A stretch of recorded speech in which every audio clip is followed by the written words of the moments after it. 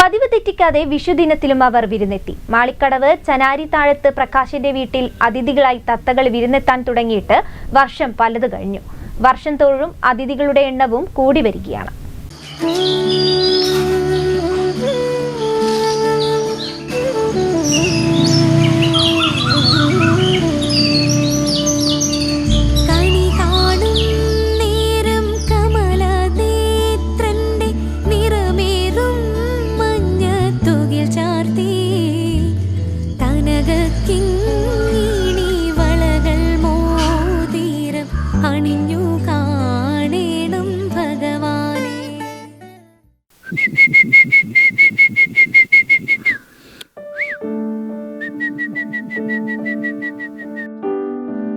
പ്രകാശിന്റെ നീട്ടിയുള്ള ചൂളം വിളിയിൽ പറന്നെത്തുന്നത് അനേകായിരം തത്തകളാണ്. കണ്ടു നിൽക്കുന്ന ഏവരെയും അതിശയിപ്പിക്കുന്നതാണ് ആ കാഴ്ച.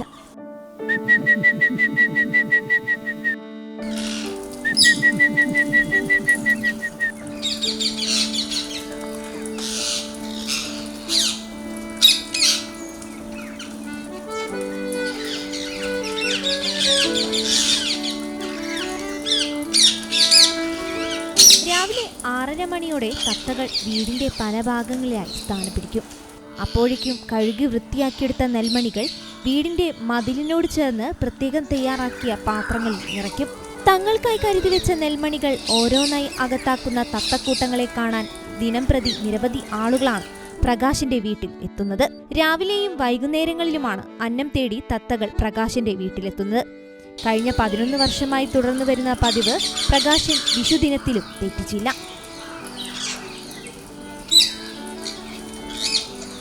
ഇതിപ്പോൾ ഞങ്ങളവിടെ വീട്ടിൽ തത്ത വരാൻ തുടങ്ങിയിട്ട് 11 കൊല്ലം കഴിഞ്ഞു. അപ്പോൾ കൂടിക്കൂടി വരികയാണ്. ഇനി മഴയാകുമ്പോഴത്തേക്ക് ഇതിനേക്കാട്ടും കൂടും. ഇപ്പം തന്നെ കണ്ടില്ല 250-300 തത്തൻ്റെ അടുത്ത് വരുന്നുണ്ട്. പിന്നെ ഈ സമയത്ത് എന്തെങ്കിലും കൊടുക്കുന്നത് നല്ല വല്ലാത്ത വെയിലിൻ്റെ ചൂട് കാരണം അതിന് വെള്ളമൊന്നും കിട്ടാനില്ല. ഇപ്പോൾ നിങ്ങൾ തന്നെ കണ്ടിട്ടുണ്ടാകും, വെള്ളം വന്ന് ഇങ്ങനെ കഴിക്കുന്നത് കാണുമ്പോൾ നമുക്ക് വലിയൊരു അത്ഭുതം. തത്തയൊക്കെ ഒരു വീട്ടിൽ വന്നിട്ട് ഇങ്ങനെ വെള്ളമൊക്കെ കഴിക്കുക എന്ന് പറഞ്ഞാൽ വളരെ ദുർലഭം കിട്ടുന്ന ഒരു ഇതാണ്. പിന്നെ ഭക്ഷണം കൊടുക്കുന്നതിനെ കൊണ്ട് കാര്യങ്ങളിങ്ങനെ നെല്ല് കിട്ടാനില്ലാത്തതാണ് മെയിൻ പ്രശ്നം. വയലിൽ നെൽകൃഷിയൊന്നുമില്ല, കുറഞ്ഞു വരികയുള്ള നെൽകൃഷി ചെയ്യുന്ന ഭാഗങ്ങളൊക്കെ വീടാക്കി പോയി. ഇവിടെ ഫുള്ള് കാലി സ്ഥലമായിരുന്നു. അതുകൊണ്ടാണ് തത്ത വരാൻ മെയിനായിട്ട് കാരണം. വയൽ പ്രദേശമായതുകൊണ്ടാണ് ഇത്രയും തത്തകൾ വരുന്നത്. ഇപ്പം നെല്ലൊന്നും കിട്ടുന്നില്ല, പച്ചക്കറിയും വളരെ കുറവാണ്. അതുകൊണ്ടാണ് തത്ത ഇങ്ങനെ കൂടി വരുന്നത്. പിന്നെ എല്ലാവർക്കും കാണാൻ ഒരുപാട് ആൾക്കാർ വരും.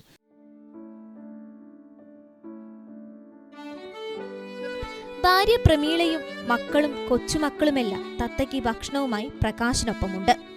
ഈ തത്തകൾ ഇവിടെ അതിഥികളായതിന് പിന്നിലും ഒരു കഥയുണ്ട്. മണിക്കുട്ടി എന്ന് പേരിട്ട് വിളിച്ച ഒരു ഓമന തത്തയുണ്ടായിരുന്നു പ്രകാശിന്. മണിക്കുട്ടിക്ക് ഭക്ഷണം കൊടുക്കുന്നത് കണ്ട് പിന്നെ ഓരോ തത്തകളായി വന്നു തുടങ്ങി.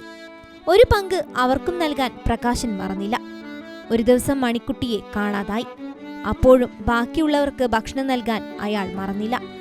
അത് പിന്നീട് പ്രകാശിന്റെ ജീവിതത്തിന്റെ ഭാഗമായി. പതിവ് തെറ്റാതെ എന്നുമെത്തുന്ന ഈ പനന്തത്തക്കൂട്ടത്തിനുള്ളിൽ മണിക്കുട്ടിയുമുണ്ടെന്നാണ് പ്രകാശിന്റെ വിശ്വാസം.